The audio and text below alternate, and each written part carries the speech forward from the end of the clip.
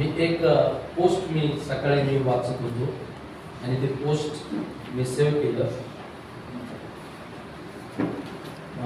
महिलांसाठी हे पोस्ट लिहिलेलं होतं आणि या पोस्ट मध्ये असं म्हटलेलं आहे, वी आर क्यूट डॉटर्स. म्हणजे आम्ही लाडक्या मुली आहोत, लाडक्या मुली. वी आर स्वीट सिस्टर्स, म्हणजे आम्ही गोड अशा बहिणी आहोत. वी आर लवली लवर्स, आम्ही प्रेमळ अशा आहोत.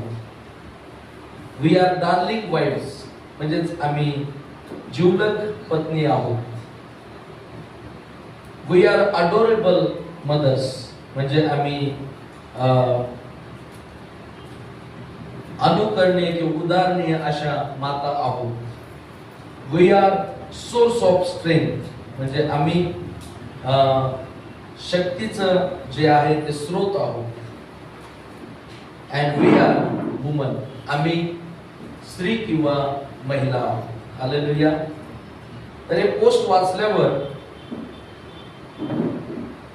थोडस विचार करण्यासारखं आहे की किती जबाबदाऱ्या एका स्त्रीला तिच्या जीवनामध्ये पार पाडाव्या लागतात.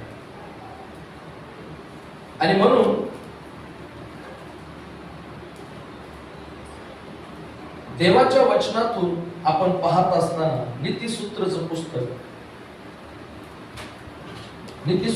पुस्तक 31वा अध्याय आणि त्यातलं 10वं वचन आपण वाचू. नीतिसूत्र 31:10.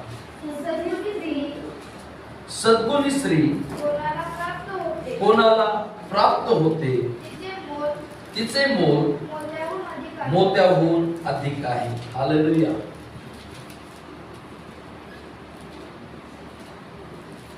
स्त्रिया जगात अनेक आहेत, अनेक, अगणित स्त्रिया किंवा महिला. पण प्रत्येकाचा स्वभाव हा वेगळा वेगळा असतो. पण बायबल सांगतं सद्गुणी स्त्री कोणाला प्राप्त होते आणि अशा स्त्रीचं मोल हे मोत्याहूनही अधिक आहे.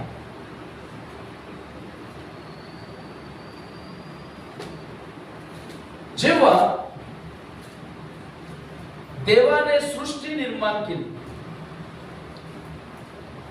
6 दिवस देवाने निर्मितीचं कार्य केलं. 6 दिवस. पहिला दिवस, दुसरा दिवस, तिसरा दिवस, चौथा दिवस, 5वा दिवस. आणि देवाने त्याच्या प्रतिरूपाचा मनुष्य निर्माण केला. त्याच्या प्रतिरूपाचा मातीपासून देवाने तो मनुष्य घडवला आणि त्यामध्ये जीवनाचा श्वास फुंकला असे देवाचं वचन सांगतं. हालेलुया. मग देवाने त्या मनुष्यासाठी, ज्याला आदाम असं म्हणतो आपण, या आदामासाठी एक बाग तयार केली होती. त्या बागेचं नाव एदेन बाग. देवाने त्याला सांगितलं, त्या बागेत नेलं, तिथं ठेवलं आणि सांगितलं की या बागेची देखभाल कर, या बागेची मशागत कर, या बागेची राखण कर. कारण त्या बागेमध्ये त्याला सगळं स्वातंत्र्य होतं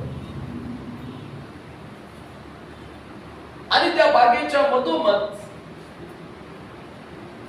2 झाडं, विशेष अशी झाडं होती. एक म्हणजे जीवनाचं आणि दुसरं जे होतं ते बऱ्या वाईटाचं ज्ञान काढणारं वृक्ष. आणि मग देवाने त्याला त्या बागेत ठेवलं, त्याला आशीर्वाद दिला आणि मग मग आपण पाहतो रोज परमेश्वराशी त्याची सहभागिता होत असते, सहभागिता, फेलोशिप. मग देवाने जाणलं की मनुष्य एकटा असावा हे बरे नाही. हालेलुया. मनुष्य एकटा असावा हे बरे नाही, मी त्याच्यासाठी अनुरूप सहाय्यक निर्माण केले.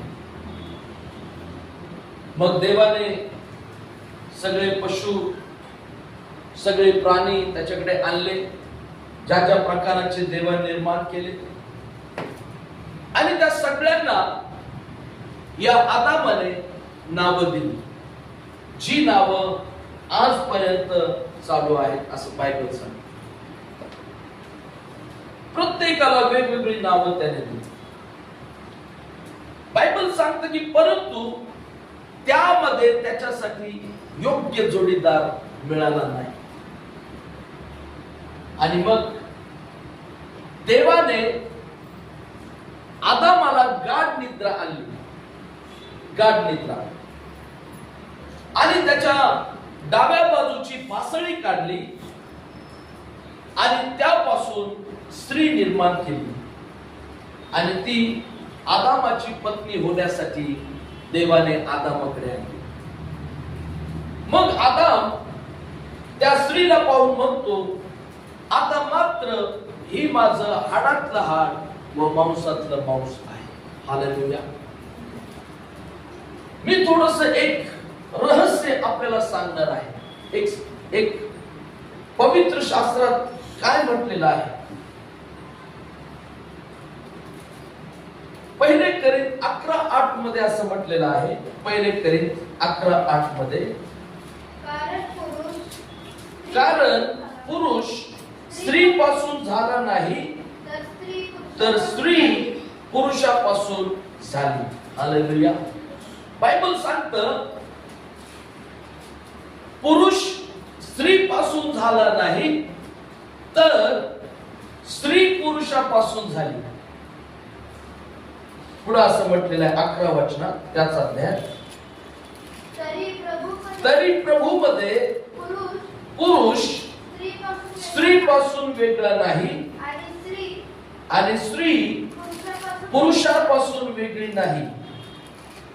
12 वचन, कारण जशी स्त्री पुरुषापासून, तसा पुरुषही स्त्रीच्या द्वारे आहे, आणि सर्व काही देवापासून आहे. Praise the Lord.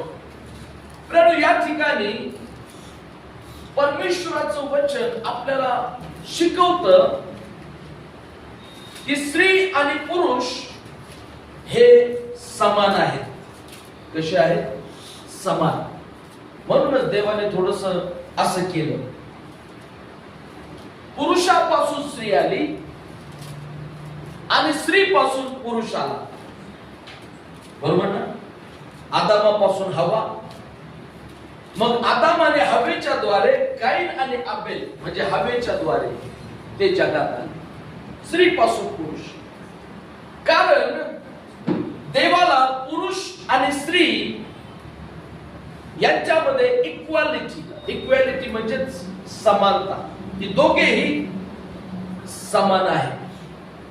आपल्या देशामध्ये अशी संस्कृती आहे, असं मानलं जातं की स्त्री ही पायातली चप्पल आहे. बरोबर आहे? खरं आहे ना? आपल्या देशातल्या संस्कृतीत असं मानलं जातं की स्त्री ही पायातली चप्पल आहे, आणि तिनं पायातलं पायतान म्हणूनच तिच्या नवऱ्यासमोर असावं. परंतु परमेश्वरानं स्त्री आणि पुरुष यांना समान असा दर्जा दिलेला आहे.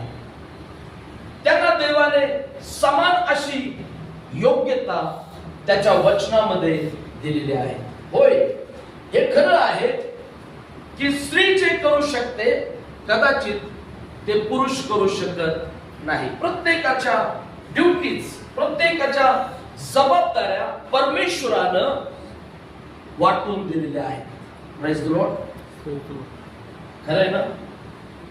जे स्त्री करू शकते कदाचित ते पुरुष करू शकत नाही, आणि जे पुरुष करू शकतो ते स्त्री करू शकत नाही. पण जबाबदाऱ्या वेगवेगळ्या असल्या. स्त्रीला कौटुंबिक जबाबदारी असते, बरोबर आहे. पुरुषाला एक प्रमुख म्हणून, कुटुंबाचा प्रमुख म्हणून वेगळी जबाबदारी असते. पण देवाने त्या दोघांनाही समसमान दृष्टीनं पाहिलेलं आहे.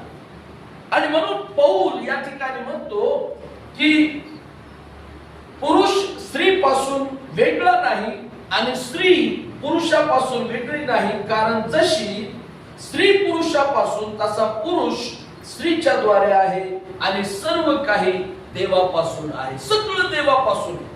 आणि म्हणून प्रियांनो, आज मी देवाचा सेवक म्हणून विशेष करून पुरुषांना मी सांगू इच्छितो की आपल्या घरातल्या स्त्रियांना संस्कृतीनुसार, म्हणजे जगातल्या चालीरीतीनुसार आपल्या पायातली वस्तू समजू नका. त्यांना देवाचे निर्मिती, देवाचे लोक म्हणून त्यांना पहा आणि त्यांना योग्य तो सन्मान द्या. हालेलुया. त्यांचा सन्मान करणं हे त्या घरातल्या लोकांची जबाबदारी आहे. आता आपण आपल्या वचनाकडे जात असताना सद्गुणी स्त्री, बायबल सांगतं की सद्गुणी स्त्री कोणाला प्राप्त होते तिचे मोल मोत्याहून अधिक आहे. सद्गुणी स्त्री कशी असते? नीतिसूत्र 31 आम्ही पाहत आहोत. सद्गुणी स्त्री कशी असते? पहिली गोष्ट, सद्गुणी स्त्री ही विश्वास योग्य असते. सद्गुणी स्त्री ही विश्वास योग्य असते. हालेलुया. आता पुरुषांनी असं म्हणू नका की आजचं वचन महिलांसाठीच आहे, माझ्यासाठी नाही. पण हा संदेश आमच्या सगळ्यांसाठी आहे. Praise the Lord. देवाचं वचन सांगतं की सद्गुणी स्त्री ही विश्वास योग्य, म्हणजेच भरोसा ठेवण्यास योग्य असते. हालेलुया. कशास योग्य असते? भरोसा ठेवण्यास ती योग्य किंवा पात्र असते. जर आम्ही नीतिसूत्र 31 त्यातलं 11 वचन वाचलं, त्यात काय म्हटलेले आपण वाचूया. तिच्या पतीचे मन तिच्यावर भरोसा ठेवते, त्याला संपत्तीची वाण पडत नाही. परत एकदा आपण 10 आणि 11 वाचू. सद्गुणी स्त्री कोणाला प्राप्त होते तिचे मोल मोत्याहून अधिक आहे. तिच्या पतीचे मन तिच्यावर भरोसा ठेवते. पुढं त्याला संपत्तीची वाण पडत नाही, असं देवाचं वचन सांगतं. इथं एक सद्गुणी स्त्री आणि तिच्या पतीचा जीवनाबद्दल म्हटलेलं आहे. आणि या ठिकाणी असं म्हटलं की तिच्या पतीचं मन तिच्यावर भरोसा ठेवते. प्रियानो, आज आपण अशक्यतेच्या जगात जीवन जगत आहोत. आपण गोंधळलेल्या जगामध्ये जीवन जगत आहोत. आणि आज देवाला या मंडळीमध्ये अशा महिला, अशा स्त्रिया उभा राहताना पाहायच्या आहेत की ज्या परमेश्वराच्या वतीनं जीवन जगतील आणि विश्वास योग्यता आपल्या जीवनामध्ये त्या सिद्ध करतील. हालेलुया. म्हणजेच इथं बसलेली प्रत्येक बहीण, प्रत्येक महिला, प्रत्येक स्त्री ही भरोसा ठेवण्यास योग्य असावी अशी देवाची इच्छा आहे. Praise the Lord. एवढंच नाही, बहिणींचा महिलांसाठीच नाही, तो जो कोणी या ठिकाणी आहे त्या प्रत्येक व्यक्तीकडे परमेश्वर पाहतो. आणि आम्ही सगळे हे विश्वास ठेवण्यास योग्य असणारे लोक असावेत, हे देवाला आमच्याकडून अपेक्षित आहे. बायबलमध्ये एका स्त्रीचं उदाहरण आहे. एका स्त्रीच्या जीवनाबद्दल उल्लेख आपल्याला पाहायला मिळतो. जर आम्ही यहोशुवाचं पुस्तक याचा 2रा अध्याय, यहोशुवाचं पुस्तक याचा 2रा अध्याय आणि त्यातला आपण एक पहिलं वचन वाचू. नूनाचा मुलगा यहोशुवा याने गुप्तपणे दोन हेर शिट्टीम येथून पाठवले. त्याने त्यांना सांगितले की जा आणि तो देश व विशेषतः यरीहो हेरोनिया त्याप्रमाणे ते गेले आणि राहाब नावाच्या वेश्येच्या घरी उतरले. हालेलुया. प्रियांनो, या ठिकाणी आपण इस्रायल लोकांचा प्रवास पाहत आहोत. इस्रायल लोक अजूनही वचनदत्त देशापासून काही अंतरावर आहेत. कारण देवाचं वचन सांगतं की मोआब देशामध्ये जेव्हा इस्रायल लोक आले तेव्हा पिस्गा नावाच्या ठिकाणी मोशे मरण पावला असं देवाचं वचन सांगतं. कोण मरण पावला? मोशे, देवाचा सेवक मोशे. ज्या मोशेला देवाने अति सामर्थ्याने उपयोगात आणलं, ज्या मोशेच्या द्वारे देवाने मिस्र देशात त्याचे महत्कृत्य प्रकट केले, ज्या मोशेच्या द्वारे देवाने इस्रायल लोकांना मुक्त केलं, तो मोशे मोआब या ठिकाणी मरण पावला. बायबल सांगतो तो पूर्ण वयाचा होता, तो आजारी नव्हता, त्याची दृष्टी मंद झाली नव्हती आणि तो त्या ठिकाणी मरण पावला.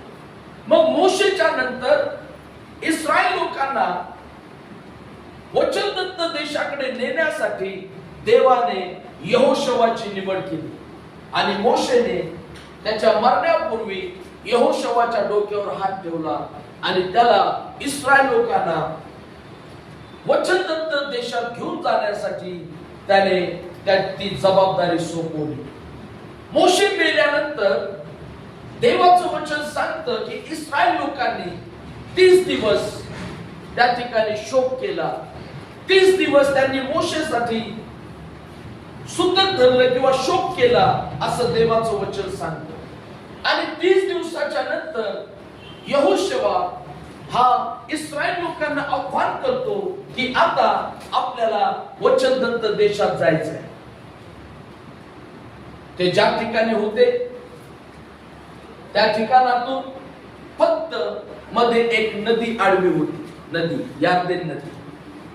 आणि त्यांना ती यार्देन नदी पार करून पुढे यरीहो नावाचं नगर हस्तगत करायचं होतं. आणि यरीहो हस्तगत करायचं असताना देवाने यहोशुवाला सुचवलं की त्याने 2 हेर यरीहो नगर हेरण्यासाठी पाठवावे. तो देश आणि विशेषतः यरीहोची नगरी ती कशी आहे, त्या नगरीला कशी तटबंदी आहे, त्या नगरीला किती वेशी आहेत, त्या नगरीचे दरवाजे कसे आहेत, त्या नगरीमध्ये कशा प्रकारचे लोक आहेत, हे सगळं हेरून येण्यासाठी यहोशुवाने त्या 2 हेरांना पाठवलं असं देवाचं वचन सांगतं. आणि जेव्हा हे 2 हेर तो देश हेरण्यासाठी गेले तेव्हा ते राहाब नावाच्या एका वेश्येच्या घरी थांबले. कुठं थांबले? एका वेश्येच्या घरी. जी स्त्री वेश्या व्यवसाय करणारी, जी स्त्री कदाचित तिच्या नगरात बदनाम अशी स्त्री असेल, ज्या स्त्रीबद्दल समाजात लोक अतिशय चुकीचं बोलत असतील, ज्या स्त्रीला कदाचित समाजात कोणतं स्थान नसेल, अशा स्त्रीच्या घरी हे 2 हेर उतरले. आणि देवाचं वचन सांगतं की जेव्हा हे 2 हेर तिथं उतरले तेव्हा ही बातमी यरीहोच्या राजापर्यंत गेली. कारण मोशेच्या द्वारे मिस्र देशात देवाने जे चमत्कार केले, जो तांबडा समुद्र परमेश्वराने इस्रायल लोकांसाठी दुभांगला, जे युद्ध रानामध्ये झाले त्यात परमेश्वराने त्यांना कसा इस्रायल लोकांना विजय दिला, याची बातमी अवघ्या जगात पसरलेली होती. आणि यरीहोच्या लोकांना ही बातमी कळालेली होती की इस्रायलाचा देव परमेश्वर त्यांच्या बरोबर आहे.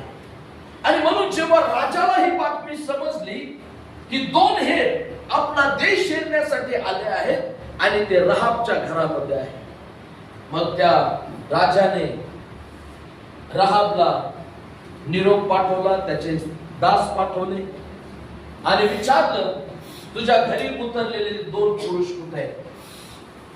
तिने सांगितलं, माझ्या घरी ते आले होते, परंतु ते पुरुष निघून गेले आहेत. ते कुठे गेले मला माहित नाही. आणि मग बायबल सांगतं की राहाब हिने त्या हेरांकडे जाऊन काय विनंती केली, आपण वाचूया. 2रा अध्याय, यहोशुवाचं पुस्तक, याचा 2रा अध्याय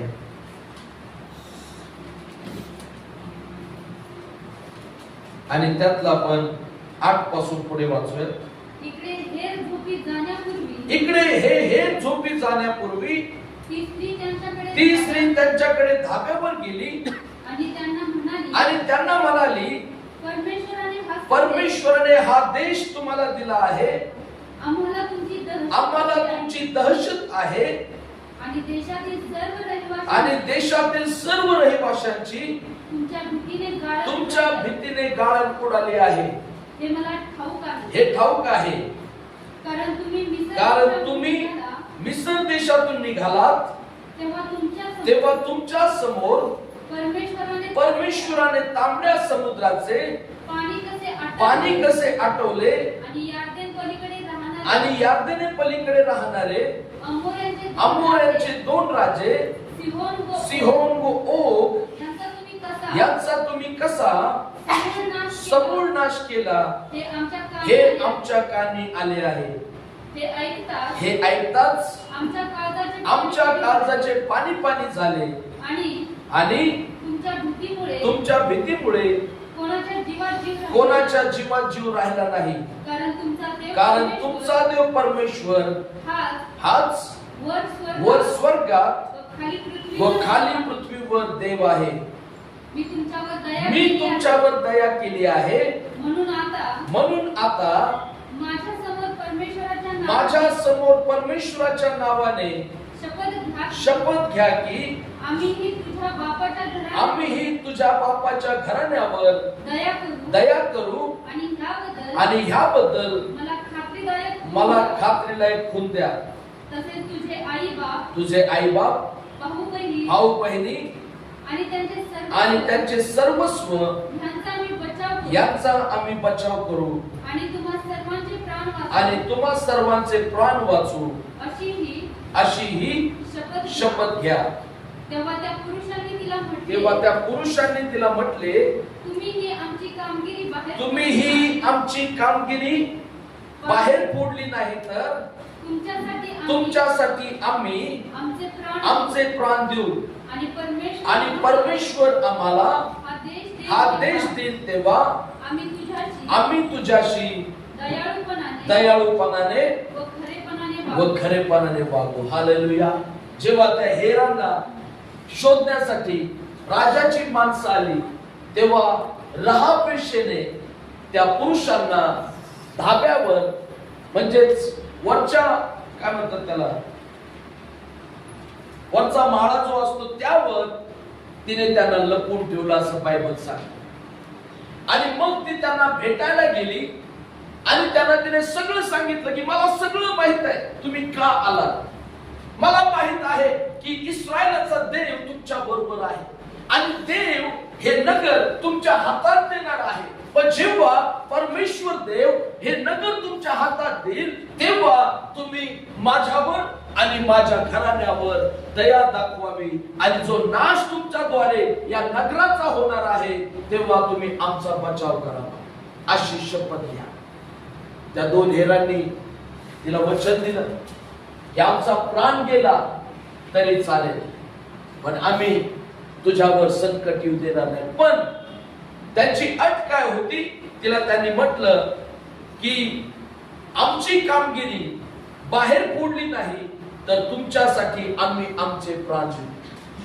ती राहाव वेश्या कितीतरी खोटं बोलणारे असेल, कितीतरी फसवणूक करणारे असेल, कितीतरी वेळा तिने दिलेला शब्द ती बदलणारी स्त्री असेल, बरोबर आहे?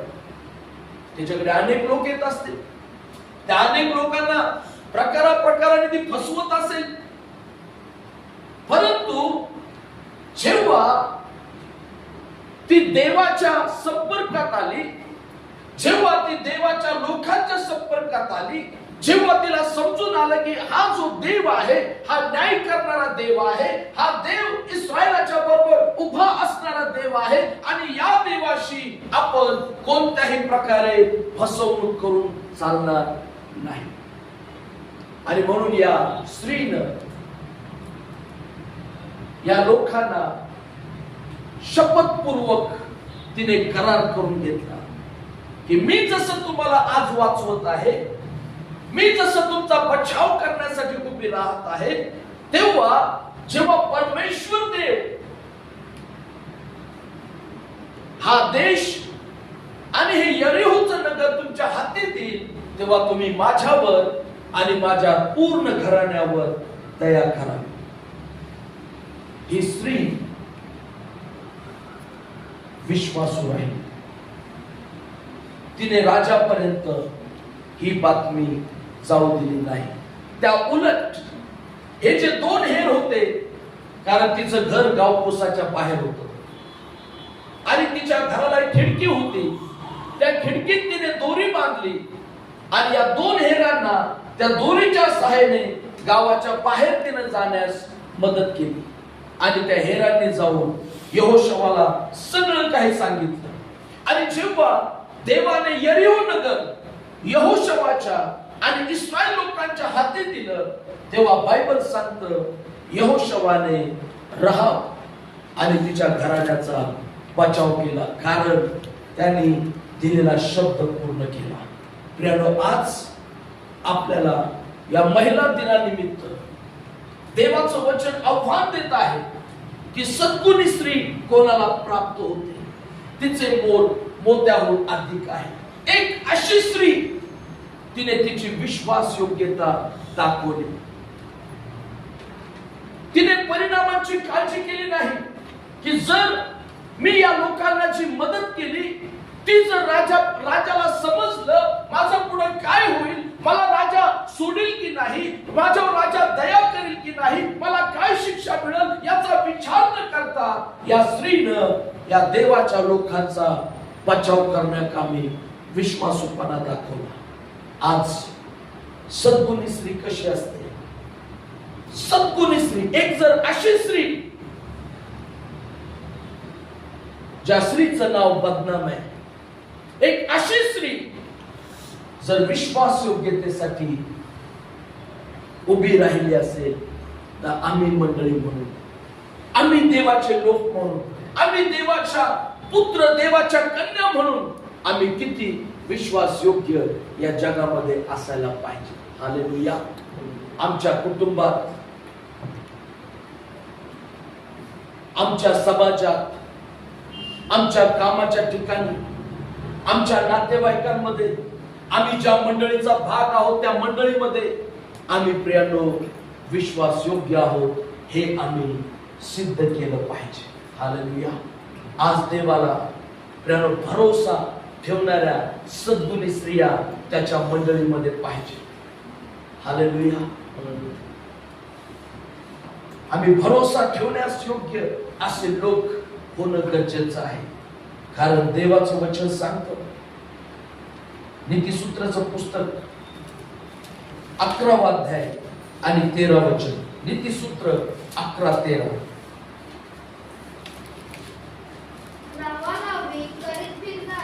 लावालावी करीत फिरणारा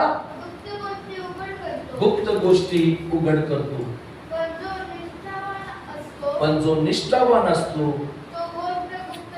तो गोष्ट गुप्त ठेवतो, असं देवाचं वचन सांगतं. विश्वासयोग्य कसे असतात? विश्वासयोग्य लोक, भरोसा ठेवण्यास पात्र असलेले लोक हे नेहमी नेहमी गोष्टी गुप्त ठेवण्यावर विश्वास ठेवतात. भलेही मला कितीही त्रास होईल, भलेही परिणाम काय होतील, पण जर माझ्यावर कोणी विश्वास ठेवलेला आहे, जर माझ्यावर कोणी भरोसा टाकलेला आहे, तर त्याच्या भरोशाला मी पात्र राहील. Hallelujah, praise the Lord. एका घरात दोन जाऊबाई होते. दोन जाऊबाई. त्या जाऊबाई खूप जीवाच्या मैत्रिणी झाल्या, खूप जीवाच्या. प्रत्येक गोष्टीत त्या दोघी सोबत असायच्या.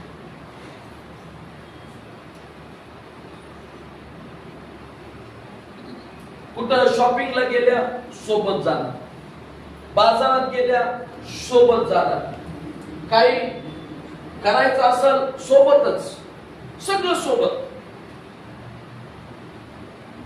आणि त्या दोघींची शत्रू त्यांची सासू. कोण? सासूबाई त्यांची. जसं काय ते बॉर्डरवर युद्ध नसतं का, तसं त्या दोन सुना आणि सासू.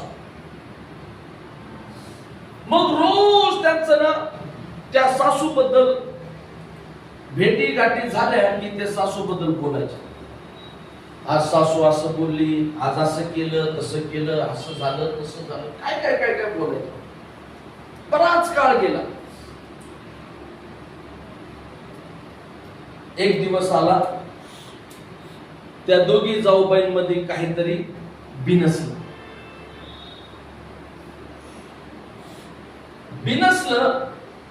ते असं बिनसलं की दोघींचं कडाक्याचं भांडण झालं. कडाक्याचं भांडण. मग सासूबाई आता मिटवायला गेल्या. अगं का भांडता, काय झालं? असं गप बसा, चांगलं दिसते का हे असं भांडण करणं? लोक पाहतायत, ऐकतायत, शांत व्हा. अहो आत्या, तुम्हाला माहित नाही ही तुमच्याबद्दल काय काय बोलते. समजते? मग धाकटी मोठीला म्हणती, तू माझं नाव घेतलीस होय, आणि तू काय बोलती मला विचार की.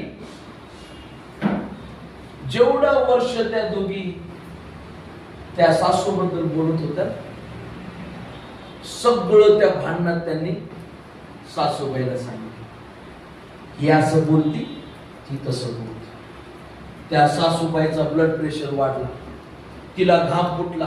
कारण दोघींचे शब्द जसे काय बाण सुटल्यासारखे त्या सासूच्या काळजात घुसू लागले. कारण सासूबाईच्या समोरासमोर, आत्या घ्या ना चहा, नाश्ता देऊ का, दमून आला का, सरबत करू का? त्या सासूला माहितच नाही असं आहे. याच्या मनामध्ये, याच्या विचारामध्ये.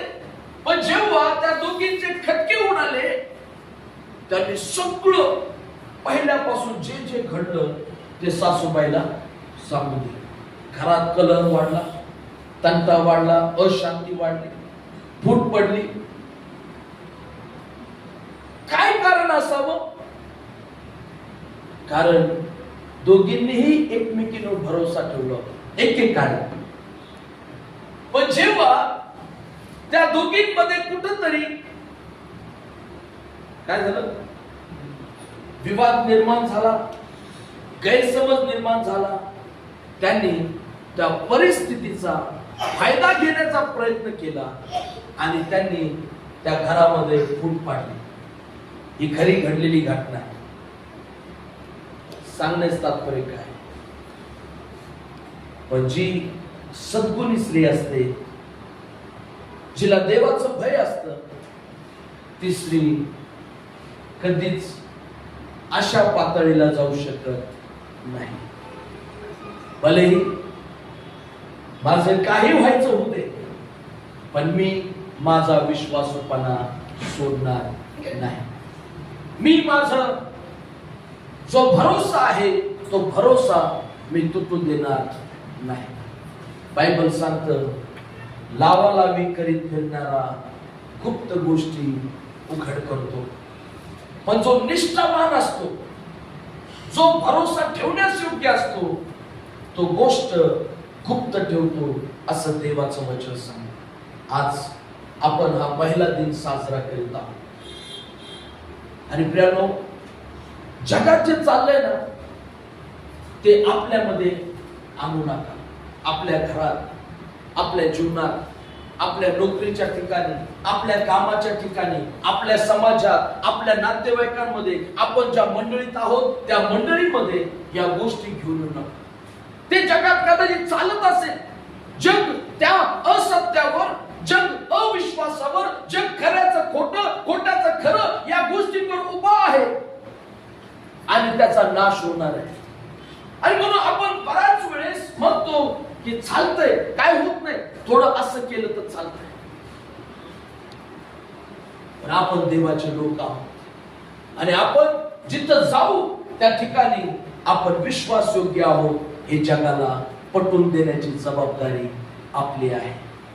जर तुम्हाला कोणी विश्वासाने काही सांगितलं, काही मला तुम्हाला एक गोष्ट सांगायची होती, पण प्लीज कोणाला सांगू नका.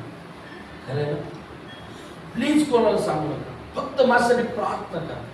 ती व्यक्ती खूप विश्वासात तुम्हाला सांगत असते. त्या व्यक्तीला वाटतं की माझ्या समोर हीच व्यक्ती आहे, हीच बहीण आहे, हीच ताई आहे, हीच काकी आहे, हीच माझी आजी आहे, की ज्यांच्या जवळ मला असं वाटतं की मी जर माझी गोष्ट सांगितली ती कुठं जाणार. आम्ही काय करतो? आम्ही ऐकतो, सगळं तिच्या पोटातलं काढून घेतो. ती रडती, आपणही रडायचं नाटक करतो, कारण आपल्याला तिच्या पोटात अजून काय काय साठलेलं आहे ना ते पाहिजे असतं. सगळं ऐकतो आणि आपण लोकांना जाऊन सांगतो. मग जेव्हा तिला कालांतराने गोष्ट समजते की ज्या बाईला तू सांगितलं होतं ना, ती नाही का ती इमॅन्युअल चर्चची ती बाई, त्या सिस्टर नाही का, त्या सिस्टरला तू आधी सांगितलं होतंस ना, त्या सिस्टरने मला आज सांगितलं. आणि मग मला समजलं की बाई किंवा ती व्यक्ती पुन्हा तुमच्यावर कधीच भरोसा ठेवणार नाही.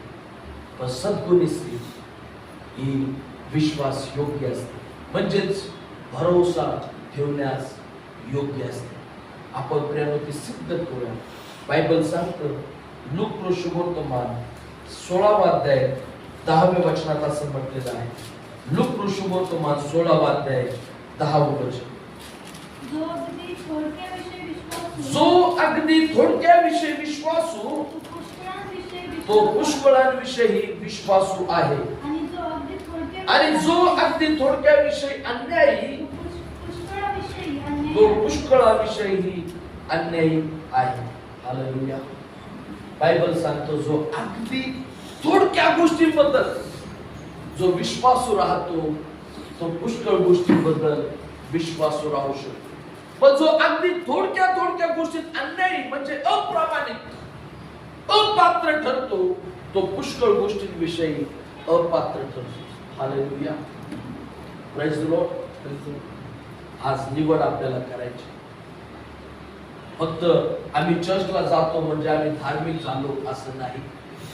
आम्ही दिवसात 4 तास प्रार्थना करतो म्हणजे सगळं झालं असं नाही. पण जर आमच्या जीवनात विश्वासूपणाच नाही, जर आमच्या जीवनात तो भरोसा लोकांनी आपल्यावर ठेवावा अशी वृत्तीच नाही, तर प्रियांनो आपण कधीच ख्रिस्ताची साक्ष या जगामध्ये गाजवू शकत नाही.